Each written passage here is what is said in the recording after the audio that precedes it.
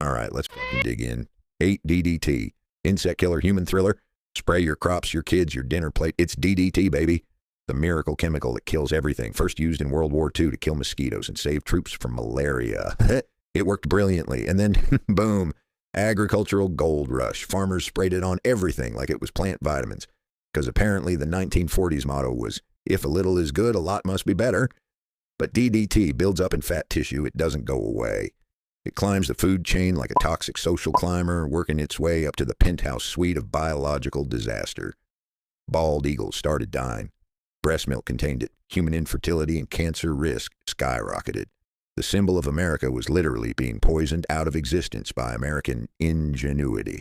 Rachel Carson's Silent Spring blew the lid off this ecological nightmare. Public outcry led to a ban in many countries, and Carson became a hero. Still used in some parts of the world for malaria control.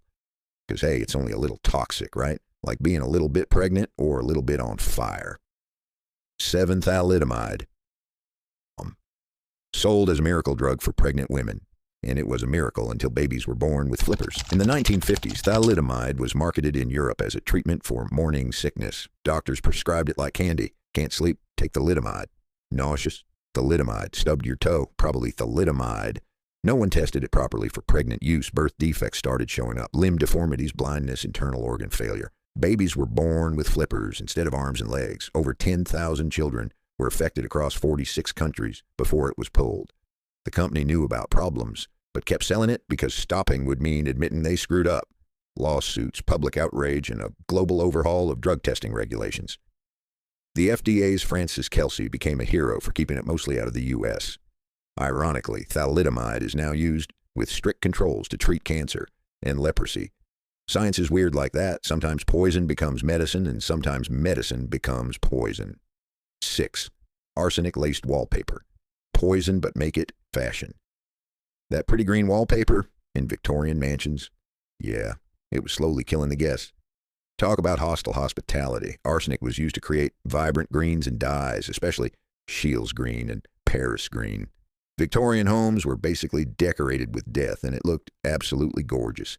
Damp walls released arsine gas, especially in candle-lit rooms. Victorians wondered why their children kept dying. Must be bad air, they thought. Well, technically they were right. Scientists suspected the link, but were dismissed. After all, death by decor wasn't chic.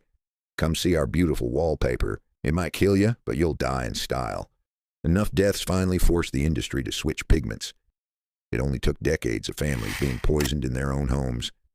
Today, collectors still find these wallpapers in antique homes, and yes, they're still toxic because arsenic doesn't have an expiration date. Number 5, cigarettes. Doctors used to recommend cigarettes like vitamins, but flammable and with significantly more carcinogens. In the 1940s and 50s, ads showed doctors puffing away, claiming it relieved stress and soothed the throat. More doctors smoked Camels than any other cigarette. Because if you can't trust a doctor lighting up during surgery, who can you trust? Tobacco companies had internal research showing links to cancer and addiction. They knew cigarettes were basically cancer sticks wrapped in paper and marketing. They denied it under oath for decades, lied in Congress, bribed scientists, silenced whistleblowers. The tobacco industry basically became a masterclass in corporate evil, like if Darth Vader ran a Fortune 500 company, eventually exposed in the 1990s. Cue massive settlements and warning labels and the longest "we told you so" in medical history. Today, cigarette sales are down in the West, but Big Tobacco just moved the game to developing countries. Stay classy, because poison is still profitable if you export it. And they have the audacity to call me addictive for demanding treats. At least my habits don't require warning labels from the Surgeon General. 4. Radium. Want your watch to glow in the dark? How about your bones? Because that's what you're getting with this brilliant discovery. In the early 1900s, radium was a miracle. Glowed in the dark, energized water. Used in cosmetics and toothpaste. People literally painted their faces with it. Radium spas were a thing. Radium suppositories. I kid you not. The infamous radium girls, factory workers who painted watch dials, began suffering from mysterious illnesses. They were told to lick their paintbrushes to make fine points, because apparently, don't lick the radioactive paint wasn't in the training manual. Their jaws literally rotted off. Radium ate their bones from the inside. Some of them glowed in the dark after death. This isn't science fiction. This is documented history. It's like a real-life horror movie, except the monster was capitalism in a lab coat. The company denied responsibility. The women sued and won. It sparked workplace safety reforms and awareness about radiation exposure.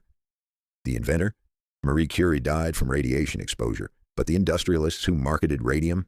Rich till the end. Justice is weird like that. 3. Asbestos, the fireproof killer. Fireproof, durable, deadly. Choose 2 because you can't have all 3. Asbestos was hailed as a miracle material, used in homes, ships, baby clothes, you name it. It was cheap, effective, and didn't burn. Perfect building material, right? But inhaling it caused mesothelioma, a brutal cancer with no cure. The fibers get stuck in your lungs and basically turn them into biological sandpaper. Companies knew as early as the 1930s and covered it up to protect profits. Internal memos show they called it the silent killer, while publicly marketing it as safe. Now the center of thousands of lawsuits. Asbestos is banned in most countries, but still legal in some places, because learning from other people's mistakes is apparently optional. Cleanup continues to this day. Old buildings still harbor the killer in their walls, waiting to be disturbed by some unsuspecting renovation project. 2. Mercury in medicine. Just a little quicksilver. Used to treat everything from syphilis to teething because why not give your baby brain damage with their medicine? Mercury compounds were standard treatments for centuries, and in the 20th century, it was in vaccines, ointments, and teething powders. It's liquid metal. It must be good for you. Mercury is neurotoxic, especially to children and developing brains. It accumulates in tissue and basically rewires your nervous system in the worst possible way.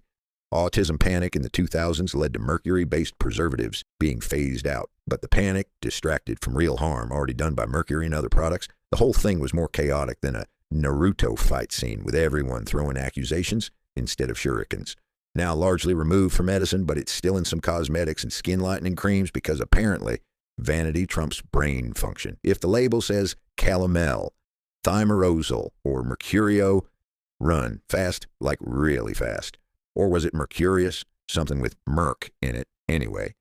1. Leaded paint, because color wasn't toxic enough. Remember when kids were literally eating lead off the walls? Yeah. So do their medical records. Lead made paint brighter and longer, lasting. Homes, schools, and toys were slathered in it.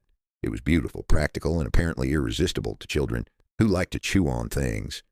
Children exposed developed cognitive issues, aggression, and developmental delays. Entire generations were poisoned by their own homes.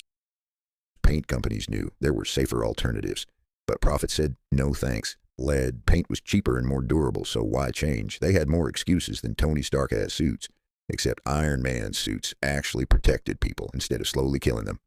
Bans came late. Millions of homes still contain it. Lead poisoning remains a crisis in many urban areas, decades after we figured out it was toxic. Don't just renovate your home, test it, because vintage charm shouldn't come with brain damage. And they call me destructive for occasionally clawing the walls. At least I'm not poisoning children with decorative neurotoxins. Look, the pattern here is crystal clear. When profit meets product safety, profit wins every time. I mean, come on, people. I'm a cat. And even I know not to eat things that glow in the dark. But humans? Ooh, pretty radioactive makeup. Drop a skull and crossbones if you've ever used any of these products. And tell me in the comments, what's the most toxic thing you've discovered in your own home? Subscribe and hit that notification bell so you don't miss when I roast humanity's next brilliant mistake.